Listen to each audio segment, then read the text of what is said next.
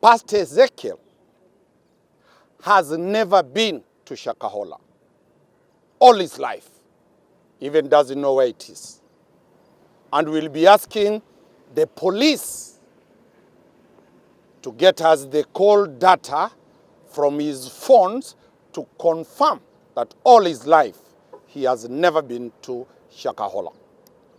A mere transaction between a willing buyer and a willing seller does not constitute a crime at all. Compound. It does not have a place for people to walk in and sleep. The policy of Pastor Ezekiel's church is that only people who come in can sleep in those facilities after paying 500 shillings per day. That is the policy of that institution. The policy goes further to say you can only be allowed to stay in that church premise, that hostel, to a maximum of 5 days. So there is nobody going to stay there for 1 year. Biologically, even if anybody is fasting 5 days, nobody will die. And all the title deeds owned by Pastor Ezekiel's church, all the properties are bought. There is none that is a gift.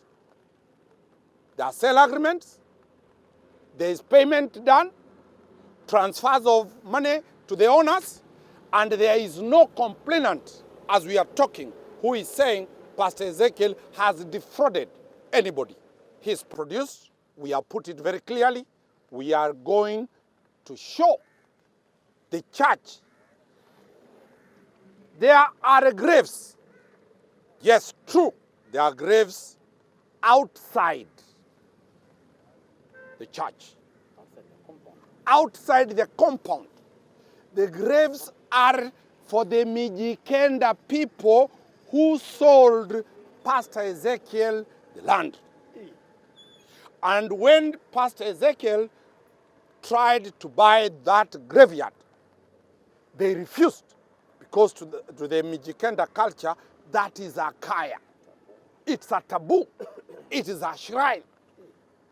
And since Pastor Ezekiel landed there 1 year, 1 month ago, nobody has been buried there. In the 1 year and 1 month that the institution has been in existence, a total of around 15 people have died within Pastor Ezekiel's premises.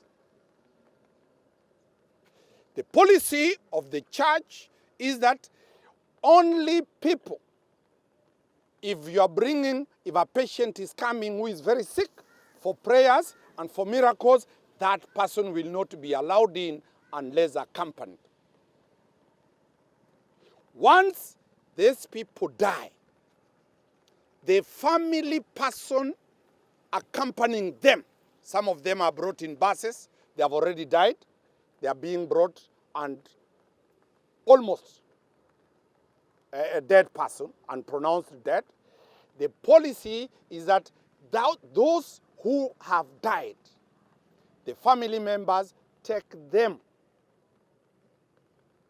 to take that report to the nearest police station. OBs will give the number of all the 15 OBs that the police have. No death has occurred that the police have not been involved. None of those deaths have been reported by the church. It is the family members who bring these people and they report, they go and bury their dead. The church has never done, and none from those 15 people that we have said have died there has died out of fasting.